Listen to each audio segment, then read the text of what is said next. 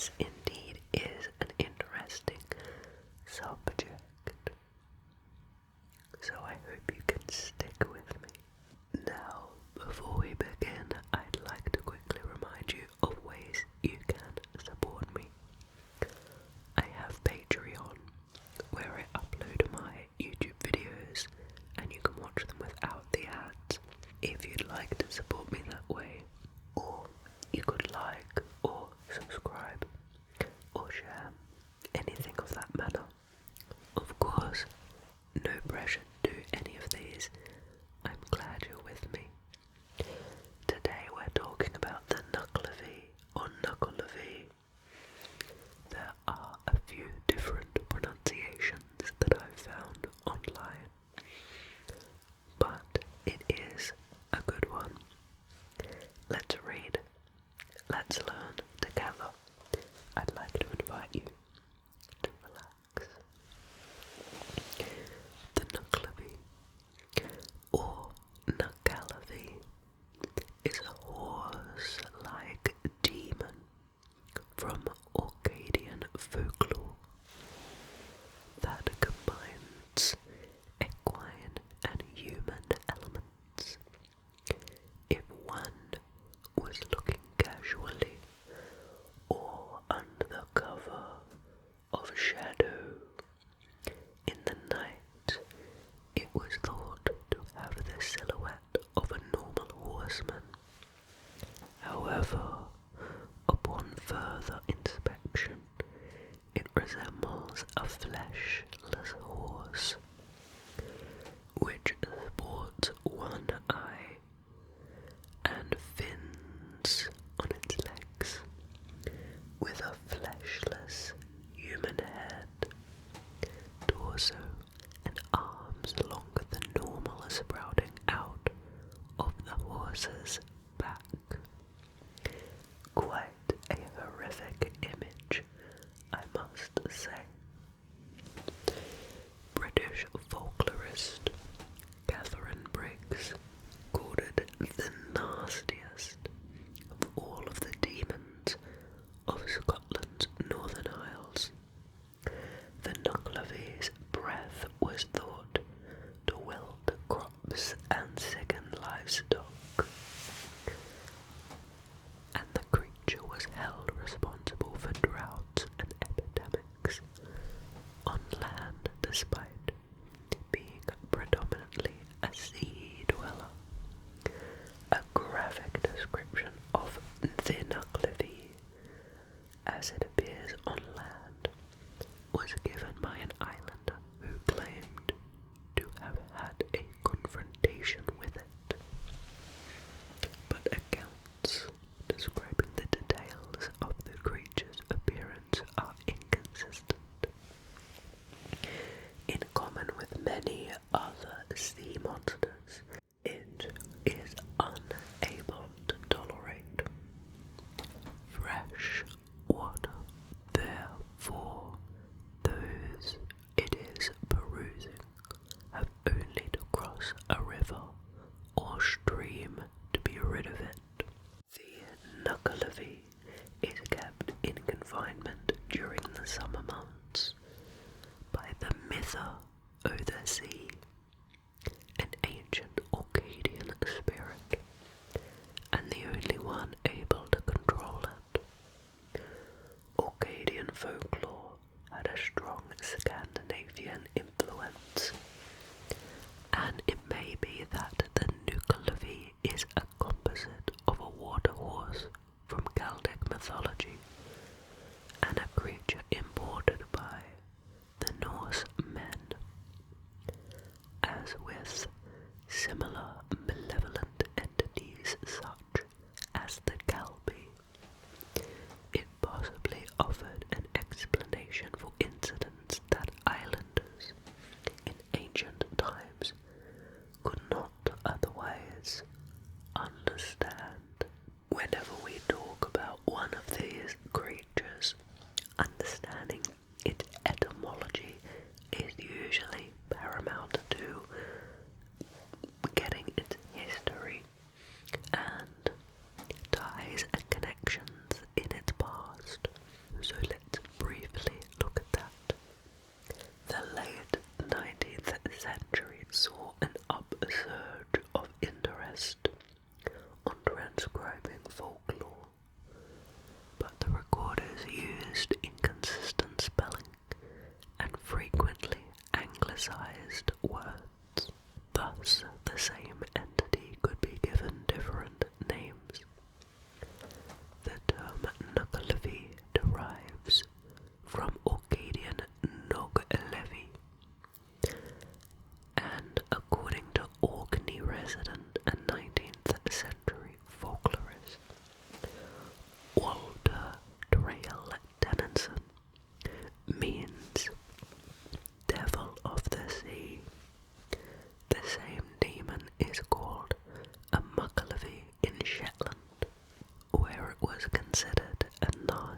sea drow or sea devil.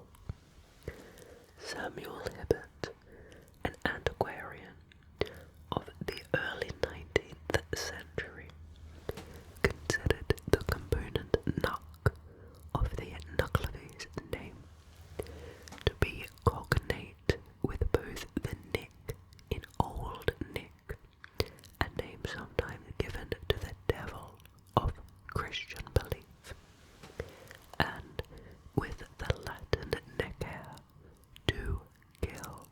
Now to the folklore beliefs surrounding the creature.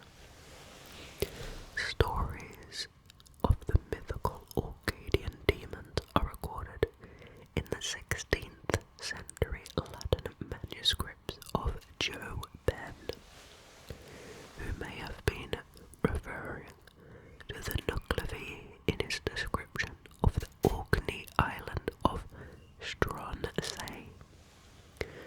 Tennyson transcribed much of the information available about traditional tales on Orkney, but to an extent romanticized and systematically altered certain elements of the stories in the process of transforming them into prose. The Knucklevie is a mythical sea creature that appears as a horse-like demon when it ventures onto land. Writer and folklorist Ernest Marwick considered it very similar to the Norwegian Knock, the Knuckle of Shetland, and the Kelpie. It does sound like a Kelpie to me in some regards. A unique and solitary creature possessing extensive evil powers. Its malevolent behavior can influence events throughout the islands. Islanders were terrified of the monster and would not speak its name without immediately saying a prayer. It was often found in the vicinity of a beach, but would never come ashore if it was raining. No tales describe what form the Nuckelavee takes when in the sea, but its appearance on land has been recounted in graphic detail. An islander, Tamas, claimed to have survived a confrontation with the beast and, after much cajoling from Tennyson, reluctantly gave his description of the monster the only known first-hand account. According to Tamas, the Nuckelavee has a man's torso attached to a horse's back, as if it were a rider. The male torso has no legs, but its arms can reach the ground from its position on top of the equine body, the legs of which have fin-like appendages. The torso has a large head, possibly as much as 3 feet, 90 centimeters in diameter, that rolls back and forth. The monster described by Tamas has 2 heads. The equine has an enormous gaping mouth that exudes a pungent toxic vapor, and a single giant eye like a burning red flame. A particularly gruesome detail is that the Nuckelavee has no skin. Black blood courses through yellow veins, and the pale sinews and powerful muscles are visible as a pulsating mass. Other reports state that the creature resembles a centaur. Narrators are inconsistent in the finer details,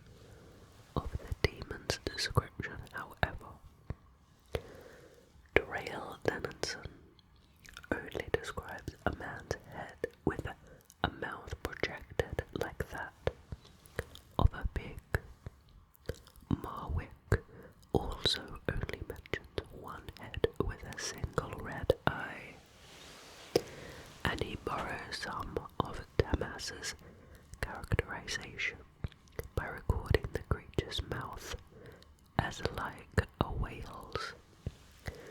The knucklevee's breath was thought to wilt crops and sicken livestock, and it was considered responsible for epidemics and droughts.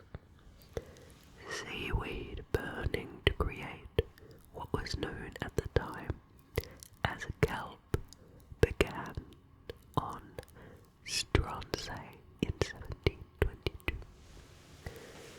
The product, soda ash, was an alkali many used to treat acidic soil, although at the time, when on its commercial importance in soap and glass manufacture increased.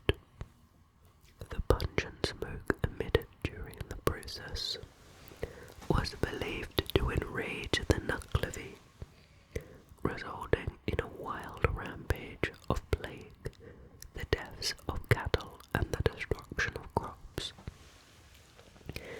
The Nuckelavee was said to have infected horses on Stronsay with the deadly disease known as mortashine, to demonstrate its fury and exact its revenge against the islanders for burning seaweed. The infection subsequently spread to all the other islands involved in the industry. The creature was also blamed for prolonged periods of abnormally low rainfall, leading to water shortages and poor harvests. Now, we briefly talked before about how the creature was confined for periods of the year. Let's investigate that further. The Nuckelavee is the most malevolent of the demons in and around the Scottish Islands, without any redeeming characteristics.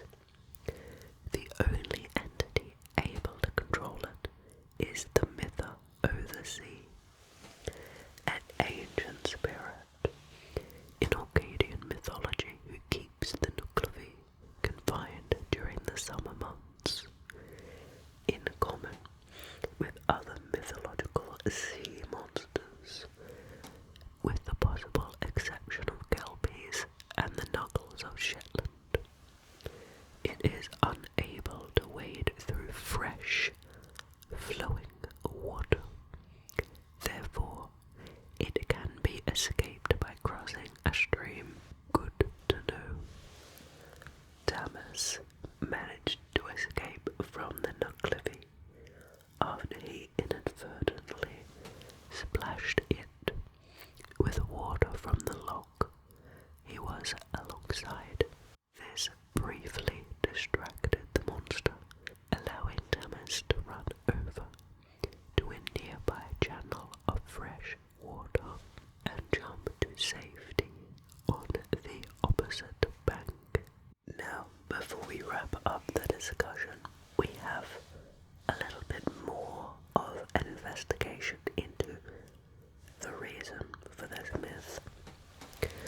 Malevolent creatures possibly serve to provide explanations for incidents that the islanders were unable to account for, as we were talking about, but many ancient myths were based upon the natural elements of the turbulent and ever-changing sea around Orkney, which does sound logical. Established Orcadian tales were strongly influenced by Scandinavian mythology, with a blending of traditional Celtic stories. So, the Nuckelavee may have its roots fused with some imported Norse mythical creature that was then adapted and manipulated to better suit their needs and their storytelling needs. Very interesting indeed. I hope you like this one. I always like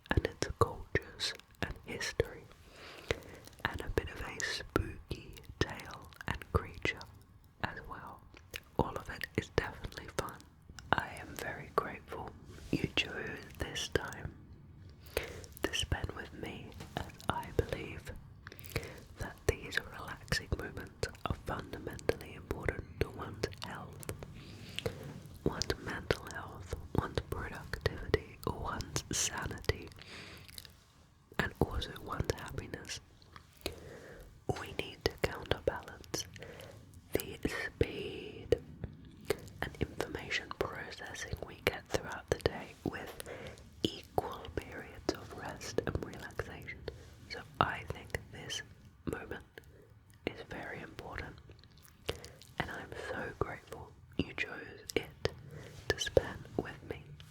Thank you very much. I will see you again in another video very soon. I hope. Goodbye, my dear friends.